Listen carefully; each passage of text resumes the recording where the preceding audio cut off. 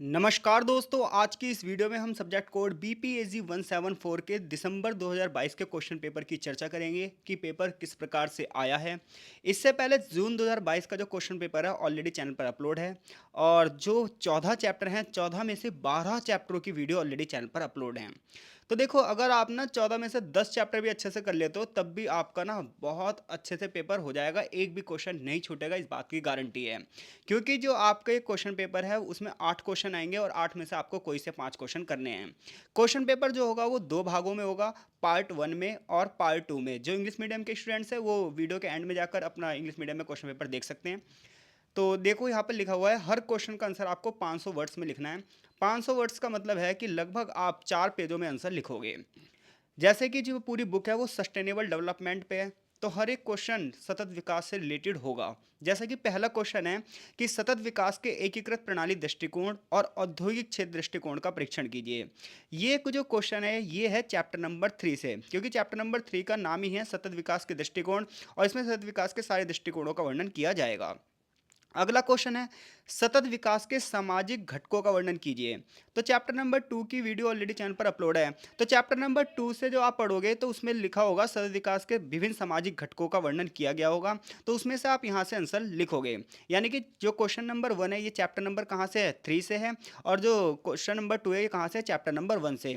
किसी एक पार्ट से आप याद रखना 2 क्वेश्चन करोगे और किसी एक पार्ट से आप 3 क्वेश्चन करोगे। अगला क्वेश्चन है वैश्विक सामूहिक धरोहर, वैश्विक शासन और जलवायु परिवर्तन के बीच संबंधों की चर्चा कीजिए। चैप्टर नंबर जब आप 5 पढ़ोगे एज इट इज इस क्वेश्चन का आंसर पूरा का पूरा आपको वहां पर मिल जाएगा। यानी कि पार्ट 1 से आप अगर तीसरे चैप्टर को नहीं भी पढ़ते हैं, सतत विकास के दृष्टिकोण वाला क्वेश्चन नहीं भी पढ़ते हैं, तो देखो क्वेश्चन नंबर 2 आपका कंप्लीट हो जाएगा, क्वेश्चन नंबर 3 आपका कंप्लीट हो जाएगा। अब जो चौथा क्वेश्चन है वो टिप्पणी का है, यानी कि दो आपको टिप्पणियां करनी है 250-250 वर्ड्स में। तो टिप्पणी वाले क्वेश्चन को करने से थोड़ा सा आप बचना, क्योंकि इसमें ना टाइम ज़्यादा लग जाएगा। तो अगर आप वहां से 2 क्वेश्चन कर दोगे, 3 क्वेश्चन पार्ट 2 से आपके बहुत इजीली हो जाएंगे। देखो, खाद्य सुरक्षा की जो अवधारणा है, अगर आपको इस पर टिप्पणी करनी है तो चैप्टर नंबर 8 से आएगा, और यथास्थिति वाला जो दृष्टिकोण है ये चैप्टर नंबर 3 से आएगा।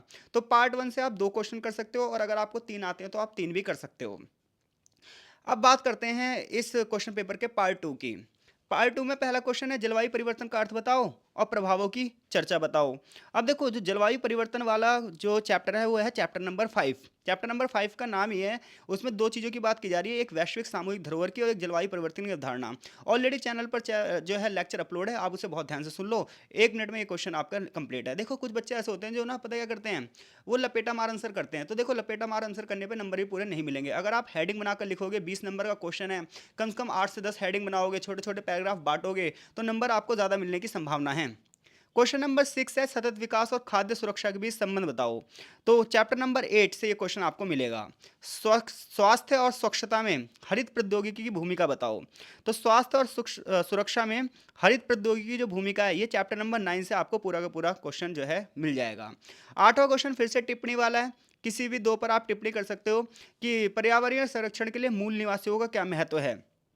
तो पर्यावरण संरक्षण में जो मूल निवासी हैं, जो आदिवासी हैं, चूंकि इनकी जो संस्कृति है वो पूरी तरीके से प्रकृति पर ही है, तो ऐसे में ये प्रकृति के संरक्षण के लिए बड़े पैमाने पर भूमिका निभाते हैं। चैप्टर नंबर 14 से आपको इसका आंसर मिलेगा।